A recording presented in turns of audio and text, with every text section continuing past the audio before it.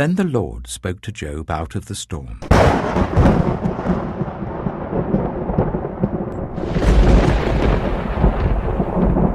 Who is this that obscures my plans with words without knowledge? Brace yourself like a man. I will question you, and you shall answer me. Where were you when I laid the earth's foundation?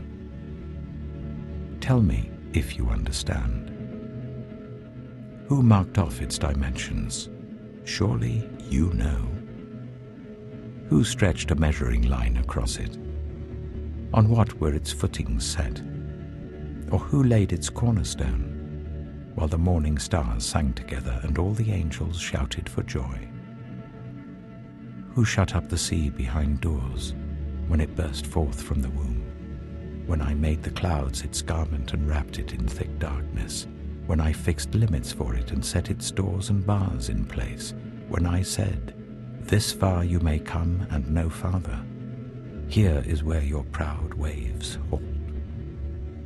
Have you ever given orders to the morning, or shown the dawn its place, that it might take the earth by the edges and shake the wicked out of it? The earth takes shape like clay under a seal. Its features stand out like those of a garment. The wicked are denied their light, and their upraised arm is broken. Have you journeyed to the springs of the sea, or walked in the recesses of the deep? Have the gates of death been shown to you? Have you seen the gates of the deepest darkness? Have you comprehended the vast expanses of the earth? Tell me if you know all this. What is the way to the abode of light? And where does darkness reside? Can you take them to their places? Do you know the paths to their dwellings? Surely you know, for you were already born. You have lived so many years. Have you entered the storehouses of the snow, or seen the storehouses of the hail, which I reserve for times of trouble, for days of war and battle? What is the way to the place where the lightning is dispersed, or the place where the east winds are scattered over the earth?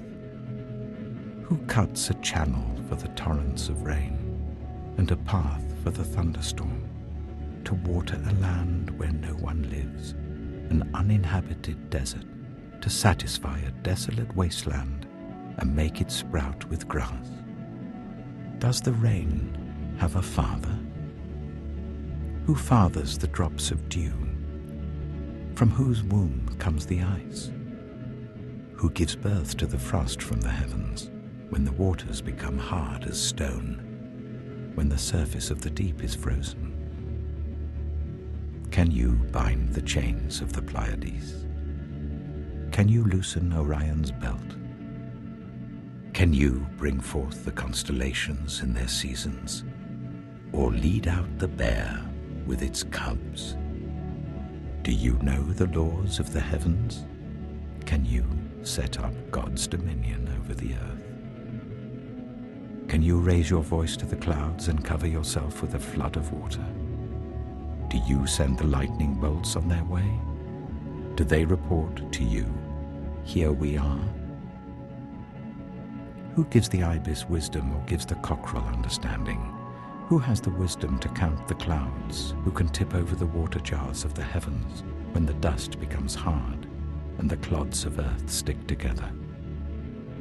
Do you hunt the prey for the lioness and satisfy the hunger of the lions when they crouch in their dens or lie in wait in a thicket? Who provides food for the raven when its young cry out to God and wander about for lack of food? Do you know when the mountain goats give birth? Do you watch when the doe bears her fawn? Do you count the months till they bear?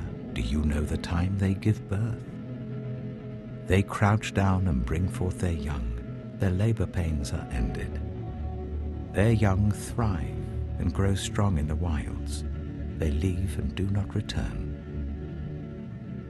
Who let the wild donkey go free?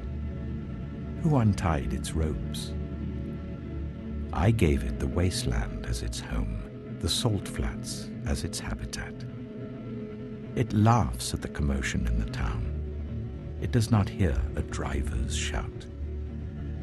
It ranges the hills for its pasture and searches for any green thing. Will the wild ox consent to serve you? Will it stay by your manger at night? Can you hold it to the furrow with a harness? Will it till the valleys behind you? Will you rely on it for its great strength?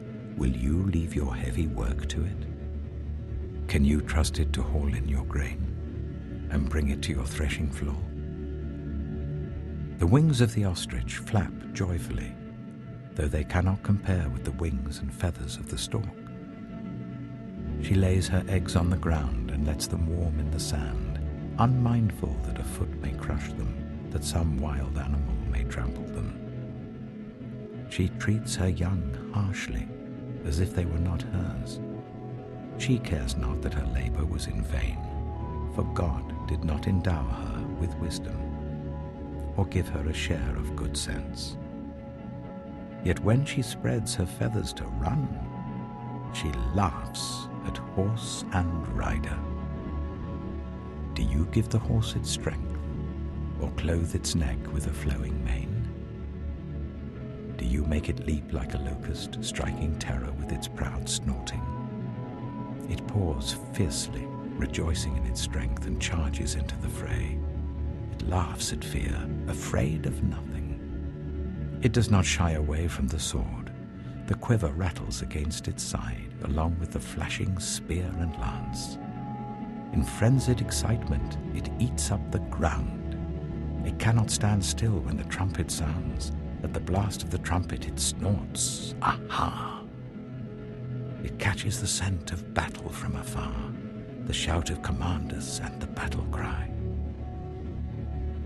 Does the hawk take flight by your wisdom and spread its wings towards the south? Does the eagle soar at your command and build its nest on high? It dwells on a cliff and stays there at night. A rocky crag is its stronghold. From there it looks for food. Its eyes detect it from afar. Its young ones feast on blood, and where the slain are, there it is. The Lord said to Job, Will the one who contends with the Almighty correct him? Let him who accuses God answer him.